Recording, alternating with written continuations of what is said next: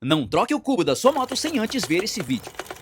Vamos tirar essa roda aqui e mostrar pra você que barulho é esse. Você tem ideia de onde vem esse barulho? Alguns vão dizer que é rolamento, mas eu digo pra você que não é rolamento. Veja só, uma folga mínima que dá no cubo dá esse barulho aqui, ó. Uma coisa eu garanto, se você trocar o cubo da moto por causa dessa folga mínima, você vai jogar dinheiro fora. Garanto que em poucos meses o cubo novo vai estar com a mesma folga. Esse barulho é muito comum acontecer na B100 125. Mas como resolver esse barulho sem trocar nada? Vamos utilizar o trava-rolamento W901 da Wurth. Esse é um produto que eu utilizo muito aqui pra tirar folga do cubo. Mas lembrando que se a folga tiver muito grande, aí não tem jeito mesmo, aí é só um cubo novo. O produto é muito bom, porém não faz milagres. Esperei secar por algumas horas e fui fazer o teste. Ficou só o tinido da corrente. Para mais dicas e curiosidade no mundo das motos, é só seguir o nosso perfil.